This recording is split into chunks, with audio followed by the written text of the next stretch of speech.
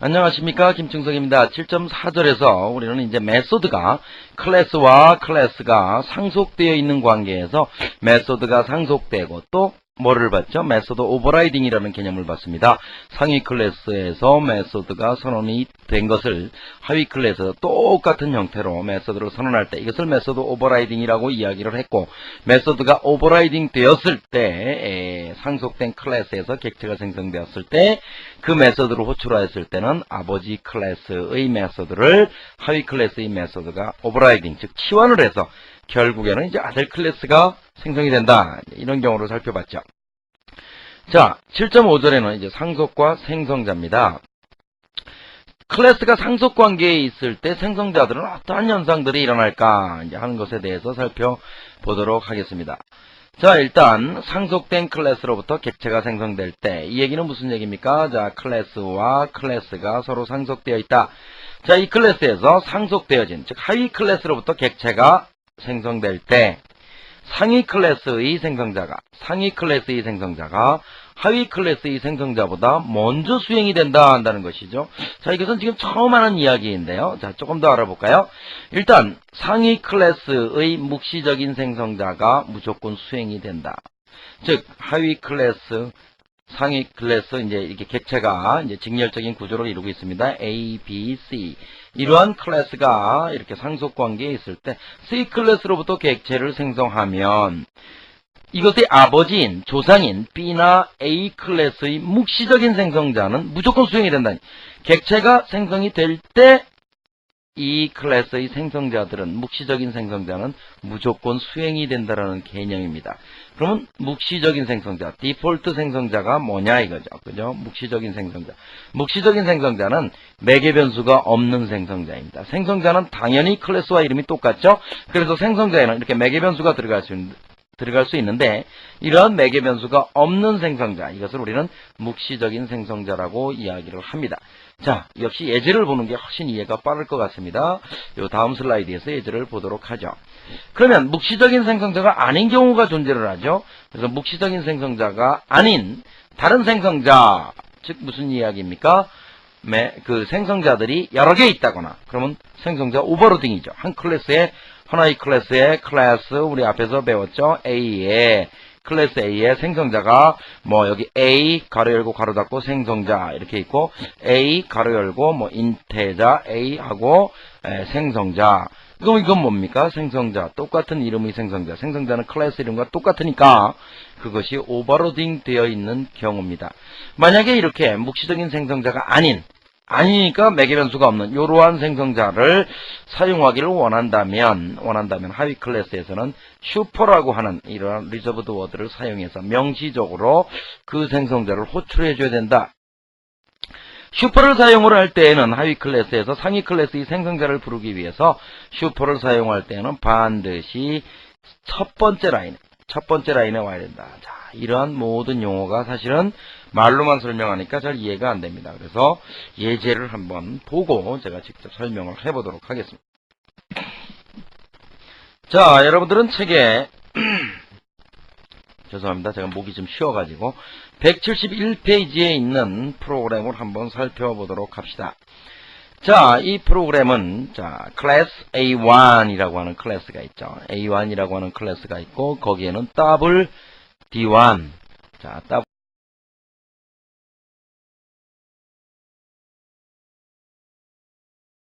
없습니다. 자, system.out.println 이 생성자에서 어떤 한 줄을 프린트하고 그 다음에 D1이라는 것의 값을 10 곱하기 10을 해서 D1에 세팅을 했습니다. 그 다음에 A2는 extend A1, 그러니까 A1 클래스로부터 상속이 되고 역시 D2라는 변수를 선언했고 A2라고 하는 묵시적인 생성자를 뒀고 거기에서 역시 한 줄을 찍고 이번에는 10에 3승을 했죠. 자, A3 역시 A2. 자, 보니까 A1과 A2와 A3는 직렬 상속을 하고 있는 클래스들입니다. 그래서 A3도 역시 묵시적인 생성자가 있습니다. 자, 이런 경우에 자, 여기를 잘 보십시오. 자, 또 다른 클래스 컨스트럭터 1에서 메인 메소드에서 자, A3 타입의 객체 슈퍼1 new A3 이렇게 했습니다. 자, 이렇게 됐을 때 묵시적인 생성자죠. 여기 매개 변수가 없죠. 객체를 생성할 때. 그러니까 당연히 뭐가 수행됩니까? 이놈이 수행이 됩니다. A3, 즉 클래스 A3에 있는 이 생성자가 수행이 되는데, 이 묵시적인 생성자가 수행이 될 때에는 이 클래스의 아버지가 있다면, 아버지 있죠. 그 아버지 클래스에 또 다른 묵시적인 생성자가 있다면 그놈을 먼저 수행합니다. 그러면 A2에 가서 묵시적인 생성자를 수행하려고 보니까 또 어떤 원리가 적용이 됩니까? 그놈의 아버지가 있다면 그놈의 아버지의 묵시적인 생성자를 또 수행해라. 결국 A1이 있죠. A1에 가서 묵시적인 생성자 이놈을 수행하게 됩니다. 즉 여기에서 new라고 하는 객체를 생성하는 명령어에 의해서 A3가 생성되려다 보니까 아버지 클래스의 생성자를 먼저 수행하게 돼 있거든요. 그럼 먼저 가서 수행하려도 보니까 또 아버지가 있죠. 먼저 수행하려고 보니까 또 아버지가 있어요. 사실은 클래스 A1도 아버지가 있어요. 자바의 상속은 아버지 클래스가 없을 경우에는 묵시적인 상속이 이루어진다라고 이야기를 했고, 그 클래스는 뭐냐? 자바의 가장 상위 클래스인 java.language.object라고 하는 클래스입니다. A1이라고 하는 클래스는 명시적으로 extends java.language 시면 되겠죠? 자, 그런데 그 오브젝트 클래스에는 묵시적인 생성자가 없어요. 그러니까 그놈은 수행될 게 없죠. 그러니까 이제 이놈이 먼저 수행되기 시작을 하죠. 그래서 이놈이 먼저 수행되기 시작을 합니다. 자, 여러분들이 172페이지 수행 결과를 볼까요? 클래스 A1의 생성자 수행. 자, 이건 출력문이니까 찍겠죠. 그래서 출력에 나왔어요. 그리고 나서 D1은 10 곱하기 10을 해서 D1에 세팅을 하겠죠. 자, 그러고 나서 뭐가 수행됩니까? A2 생성자가 수행이 됩니다. 자, 이때 이놈은 출력문이니까 화면에 나타나겠죠. 그래서 클래스 A2의 생성자 수행, 그놈이 찍히게 되고 D2라는 값의 계산을 하게 되고, 그 다음에 A3 클래스의 생성자, 즉 묵시적인 생성자 이놈이 수행이 됩니다. 그래서 클래스 A3의 생성자 수행하고 10의 4승을 하게 됩니다. 자, 여기까지가 어떤 문장에 의해서 수행이 돼요? 요 문장 하나에 의해서 수행이 된다는 거죠. 이 클래스로부터 객체를 생성하는 문장에 의해서 생성자, 아버지 클래스가 또 있네. 아버지 클래스의 묵시적인 생성자, 또 아버지의 묵시적인 생성자. 이것은 반드시 뭐에만 해당이 되는 얘기입니까? 묵시적인 생성자에 의해서 해당이 됩니다.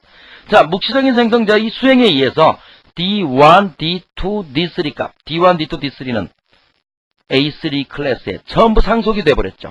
그죠? D1은 A2에 상속되고, A2에는 D1, D2가 있는데 그놈은 A3에 상속됐으니까 A3에는 D1, D2, D3, 즉 A3 클래스로부터 생성된 객체 슈퍼1을 이용해서는 D1, D2, D3를 다 접근할 수 있죠. 그러니까 뭐라고 지켰어요?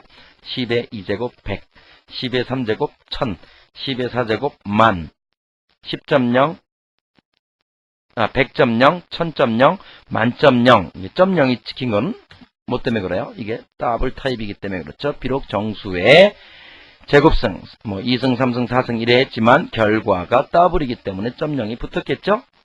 자, 그러한 사실은 우리 다 알고 있는 것이라고 보겠습니다.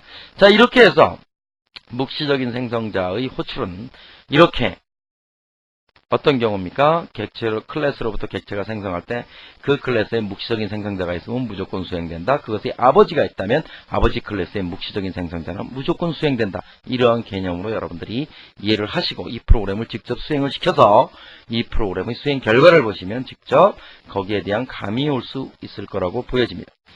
자, 이번에는 묵시적인 생성자가 아닌 형태의 생성자를 한번 보도록 한다는 것이죠. 그래서 프로그램을, 제가 잘못 눌러서. 자, construct 2.java입니다. 자, 이 프로그램을 보시면,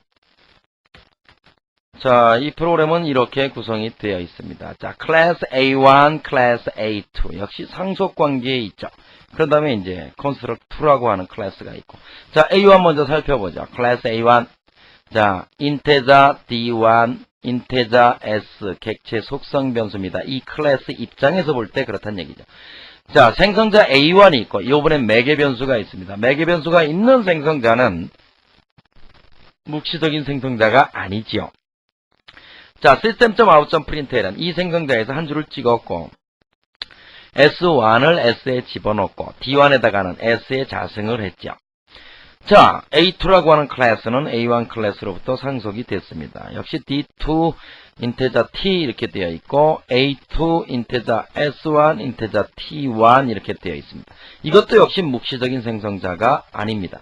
그래놓고 이 안에서 슈퍼 S1을 불렀다는 얘기죠. 슈퍼라고 한다는 것은 무슨 뜻이라고 그랬어요? 자기가 속한 클래스의 아버지 클래스의 생성자. 그렇지만 S1에 맞는 생성자를 부르는 것이죠. 자, S1은 인테자니까 슈퍼 S1. 그러니까 아버지 클래스의 인테자 변수 하나의 값을 매개 변수로 가지고 있는 생성자가 있으면 그놈이 수행된다. 즉, 이 생성자가 수행된다는 의미거든요. 자, 이렇게 생성자 속에 아버지 클래스를 부르는 슈퍼라고 하는 문장이 온다면 이 문장은 생성자의 A2라고 하는 생성자의 첫 번째 라인에 와야 된다는 것입니다. 이것이 만약에 system.out.println 두 번째 요 라인의 밑으로 오면 이건 에러입니다. 자, 그 이유는 또 무엇일까요? 자, 생성자라 한다면 이 클래스로부터 객체가 생성되기 전에 이 아버지 클래스의 생성자가 수행되는 게 원칙이죠. 왜냐하면 생성자는 대부분 초기화 작업을 수행하는 작업들이기 때문에 내 클래스의 객체는 아버지 클래스의 객체로부터 상속받은 거죠. 그러니까 내 클래스는 아버지 클래스로 상속받았으니까 즉 초기화하는 작업도 아버지가 먼저 이루어져야 된다는 이러한 개념으로 이해를 하시면 되겠어요. 자, 그래서 system.out.println 이 한 줄을 찍고 t1에다가 요 매개 변수로 받은 t1 값을 자기 자신의 객체 속성 변수 t에다가 저장을 하고 d2는 역시 t에 자승을 해서 이렇게 해서 집어넣었죠. 그럼 클래스 A1이 있고 클래스 A2가 있고 두 상속 관계에서 생성자들은 이제 매개 변수가 있는 상태입니다. 자, 이런 상태에서 자, 이 클래스에서 메인 메소드에서 A2, 슈퍼2, new A2. 물론 A2라고 하는 클래스에는 생성자가 지금 요거 하나밖에 없어요. 그래서 당연히 이 클래스로부터 생성자 오버로딩이 안 돼 있으니까 똑같은 타입의 매개 변수를 주어서 객체를 생성해야죠. 그렇지 않으면 에러겠죠. 자, 이렇게 해서 생성을 하니까 당연히 어떤 생성자가 수행이 됩니까? A2라고 하는 이 생성자가 수행이 됩니다. 이 생성자가 수행이 되니까 이 생성자에서 만약에 슈퍼라는 놈이 없다면 아버지 클래스의 A1이라고 하는 생성자는 영원히 수행될 수 없습니다. 우리가 앞에서 묵시적인 생성자일 경우에는 슈퍼라고 부르지 않아도 내 클래스의 묵시적인 생성자를 수행할 때에는 묵시적인 생성자, 즉 매개 변수가 없는 생성자를 수행할 때에는 내 클래스에 아버지가 있다면 그 아버지 클래스의 묵시적인 생성자를 무조건 수행하게 되어 있는데 이런 경우에는 여기에 슈퍼가 없다면 아버지 클래스의 생성자는 영원히 수행될 수가 없어요. 그렇죠? 만약에 아버지 클래스에 묵시적인 생성자가 있다면 그놈은 수행이 됩니다. 여러분들이 이거를 인테자 S1으로 하지 말고 묵시적인 생성자로 둔다면 그놈은 수행이 되게 돼 있어요. 그런 다음에 system.out.println 클래스 A2의 생성자 수행 이렇게 되죠. 그리고 T에다가 T1, D2에다 T2 이렇게 넣었어요. 그러니까 궁극적으로는 이 문장 하나에 의해서 뭐가 수행이 됩니까? 자, 그 프로그램 볼까요? 173페이지의 결과가 나와 있네요. 결국에는 이 클래스, 이 문장보다 이놈이 먼저 수행되니까 결국에 이놈이 먼저 찍히게 되죠. 클래스 A1의 생성자 수행. 그 다음에 요거는 수식이니까 지가 알아서 변수의 값을 대입을 했을 것이고 그 다음에 클래스 A2의 생성자 수행되고 요거 하고 그러니까 요 new 문장에 의해서 그 두 줄이 찍힌 거죠. 그 다음에 10의 제곱은 D1, D2는 D1은 상속되어 있으니까 이 두 개의 값은 그대로 찍히게 되어 있습니다. 그래서 100과 400이 찍히게 된 것이죠. 자, 제가 좀 아까 A2 클래스의 이 생성자가 수행이 될 때 요것이 없다면 이 생성자는 영원히 수행될 수 없다. 그렇지만 이것이 없더라도 이놈이 묵시적인 생성자라면 이놈은 수행될 것이다. 이렇게 얘기를 했어요. 근데 제가 한번 실행을 시켜봐야 될 것 같아요. 그래서 여기에서 제가 지금 말씀은 드렸는데 제가 그걸 확인을 못한 것 같아서 여러분들하고 한번 직접 그 프로그램을 가지고 한번 실행을 시켜보도록 하지요. 자, 그것을 하기 위해서 저는 edit plus라고 하는 이것을 띄워보겠습니다. 자, 띄우고 자, 이것이 7장이니까 자, 챕터 7에 가서 저는 이제 미리 프로그램을 다 짜놨으니까 자, constructor 2.java죠. constructor 2.java. 자, 이 프로그램을 오픈을 했습니다. 자, 일단 우리가 책에 있는 것과 똑같은 프로그램을 컴파일을 한번 해보죠. 자, 컨트롤 1을 눌러서 제가 컴파일을 합니다. 자, 에디트 플러스 사용하는 법, 세팅하는 법 가르쳐드렸죠? 자, 이렇게 해서 컴파일을 한번 해봅니다. 지금 이게 이제 시스템이 녹화가 되면서 이제 컴파일이 되니까 시간이 조금 걸리고 있죠? 제 컴퓨터가 나빠서 그런 게 아니고 지금 컴퓨터에 오버헤드가 많이 걸리는 거예요. 지금 제가 강의하는 내용을 녹화를 하면서 또 자바 프로그램을 컴파일 해야 되니까. 자, 물론 당연히 컴파일이 제대로 됐겠죠. 자, 이럴 때 클래스 파일이 생성됐나 보려면 새로 고침을 여기다가 이제 이쪽에다가 마우스 오른쪽 버튼을 눌러서 새로 고침 하고 누르면 constructor 2.class가 생성이 됐죠. 자, 컨트롤 2를 누르면 매개 변수는 없으니까 지나감 그러면 그것의 실행 결과가 나와줘야 되겠죠. 자, 책하고 똑같이 실행 결과가 나왔죠. 자, 이제 뭐를 고쳐봐야 됩니까? 여기에서 뭐를 고쳐봐야 되느냐? 자, 여기서 슈퍼를 한번 빼봅시다. 자, A2에서 슈퍼를 빼고, 그죠? 그 다음에 위에 올라가서 이놈을 묵시적인 생성자를 한번 만들어보자 이거죠. 그놈이 수행이 되는지 안 되는지. 자, 이놈을 이렇게 하고, 묵시적인 생성자로 만들었으면 오직 이거 한 문장만 있어야 되네요. 그죠? 왜냐면 S1 값을 받을 수 없으니까. 그렇지 않으면 이건 에러죠. 자, 이렇게 두 개를 커멘트 처리를 하고 별 문장 없죠? 문제 없죠? 뭐 이거야 뭐 선언해 놓으면 어떻겠습니까? 선언만 하는 거는 별 문제 없을 것 같고. 자, 이렇게 해서 파일 저장을 하겠습니다. 저장을 하고 컨트롤 1을 눌러서 컴파일을 해보면 에러가 없어야 될 텐데. 네, 에러는 없습니다. 컨트롤 2 눌러서 지나감. 자, 거짓말인지 진짜인지. 자, 어떻게 됐습니까? 이렇게 보니까 어떤 현상이 나타나느냐. 자, 이 프로그램을 잘 보세요. 자, 클래스 A1의 생성자 수행 찍혔습니까? 찍혔죠. 그죠? 찍혔죠. 여기서 우리는 뭐를 알 수가 있겠습니까? 어떠한 클래스의 생성자가 수행이 된다라고 이야기를 할 때, 그 클래스의 상위 클래스에 있는 묵시적인 생성자는 무조건 수행이 된다. 무조건 수행이 된다. 이거를 우리는 알 수가 있습니다. 자, 여기서 여러분들은 이제 뭐를 또 응용해 볼 수 있을까요? 자, 이걸 그대로 두어요. 그죠? 이걸 그대로 두어요. 슈퍼 S1 두고. 그러면 그건 그대로 두고. 역시 마찬가지죠. 여기서 A1 아까 인테자 S1 그랬죠? 자, 이것도 그대로 두어요. 그리고 이것도 그대로 살리고 이것도 그대로 살리고 자, 이것도 그대로 살립니다. 그죠? 그리고 나서 뭘 하나 더 선언해 볼까요? 여기다가 생성자를 하나 더 선언해 봅시다. A1. 그죠? A1. 이제 묵시적인 생성자죠. 자, 그러고서 주고 여기다가 system.out.println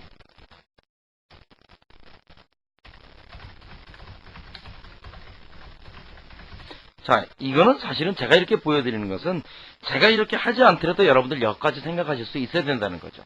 아, 저렇게 될 때는 어떻게 될까? 이런 의문점을 당연히 가져야 된다는 것입니다. 자, 이놈을 그럼 지금 이건 뭐예요? A1이라고 하는 클래스는 생성자가 오버로딩 되어 있죠.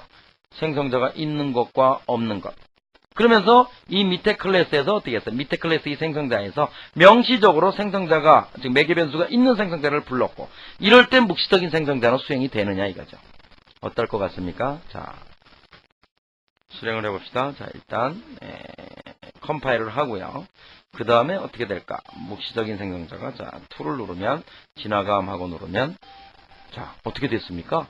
이런 경우에는 묵시적인 생성자가 수행이 되지 않았네요. 그렇죠? 묵시적인 생성자입니다가 찍히지 않았어요. 그 이유는 왜 그럴까요? 여기에서 이미 상위 클래스에 있는 생성자 중에 명시적으로 그 생성자를 하나를 선택을 했어요. 그러면 객체가 생성될 때 생성자의 역할은 초기화라 그랬습니다. 초기화라 그랬는데 그러면 묵시적인 생성자가 왜 수행이 되지 않았느냐 이거죠. 이미 상위 클래스의 생성자 중에 이미 두 개 중에 오버로딩 되어 있는 상태에서 하나가 수행이 됐어요. 그런 경우에 묵시적인 생성자가 수행될 이유가 없죠. 이미 초기화가 됐다라고 본다면 이 생성자가 또 수행된다는 것은 문제가 있는 것이죠. 자, 아까 우리가 앞에서 봤던 예처럼 요 전에 테스트했던 예처럼 상위 클래스의 생성자를 명시적으로 호출하지 않을 때 이럴 때에는 묵시적인 생성자는 무조건 수행이 된다. 상위 클래스의 생성자를 명시적으로 호출할 때 이때는 묵시적인 생성자는 수행되지 않는다. 명심하실 수 있겠죠? 자, 이렇게 요 생성자들의 상속은 생성자들의 상속 관계에 있어서 이렇게 말이 안 됩니까? 하여튼 이러한 관계가 여러분들은 잘 파악을 하고 있으셔야 될 것입니다. 자, 7.5절에 대한 생성자와 상속에 관한 상속과 생성자에 관한 이야기를 마치고 다음 절에서 7.6절을 보도록 하겠습니다. 제가 지금 이제 좀 밤늦은 시간이에요. 그래가지고 제가 눈도 침침하고 막 헷갈리기도 하고 그래서 막 말이 잘 안 되네요. 자,